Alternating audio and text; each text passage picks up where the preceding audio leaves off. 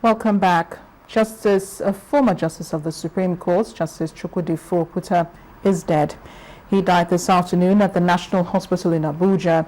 His son, a legal practitioner, Jeffrey Oputa, confirmed his death this evening in a telephone interview with our judiciary correspondent, Shola Shoyele.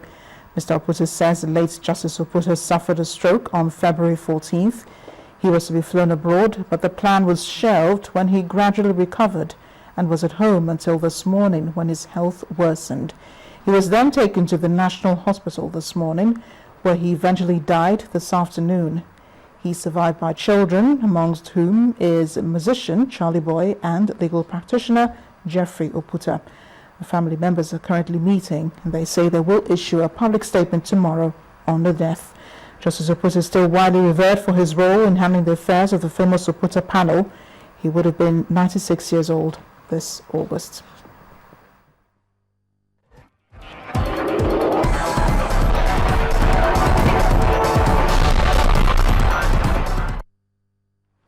In sports news now, Team Lagos Island West local government have continued to impress at the ongoing Lagos State Sports Festival, tagged Ibile Games 2014.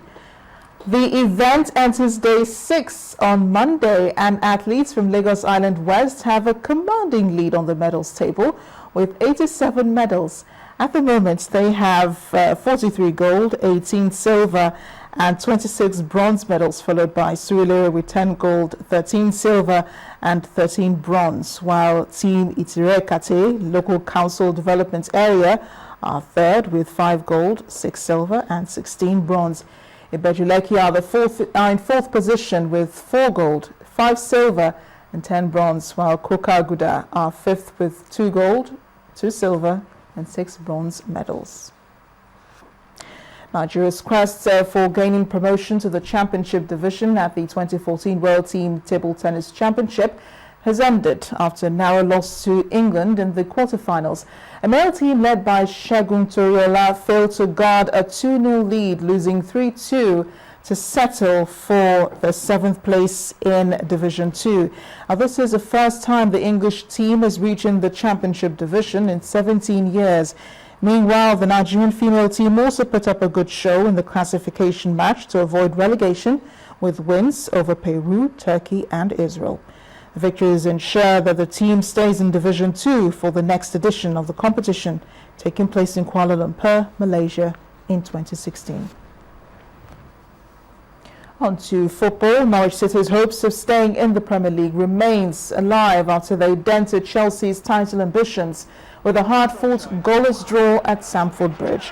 The best chances fell to a dominant Chelsea, with John Terry going close with a header and Andre Sherrill hitting the post in the first half. Before then, City's Martin Olsson had a strong penalty appeal turned down. Victory would have moved Chelsea to the top of the table, but the draw means Jose Mourinho's side are a point behind leaders Manchester City and second-placed Liverpool.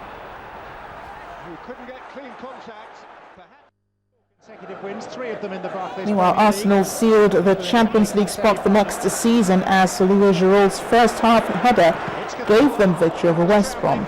The French striker grabbed the only goal in the 14th minute when he rose in front of marker Craig Dawson to convert Santi Carzola's corner. Arsenal could and should have extended their lead with both Mesut Ozil and Lukas Podolski, who hit the post, missing good chances to finish West Brom off. His fellow German, Mesut Ozil. And Ozil tried to tee up Flamini. It's Cazorla, it's deflected. I think initially it was on target. Well, most players, you can pick a pass out in the box. Is there not an argument, Stuart, that West Brom, by adopting these tactics, are really waiting for disaster to befall them? Absolutely. Teams that come to the Emirates and play this way usually lose the game, lose it heavily by the end of the match. It's Cazorla, and there's Giroud, and it's the opening goal.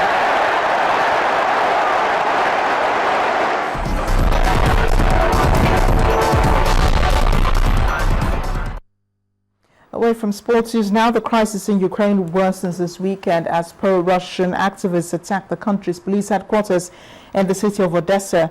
Hundreds of people had gathered outside the building, demanding that those arrested after Friday's unrest be released. The victims were mostly pro-Russian separatists who were killed when the building they were barricaded in caught fire.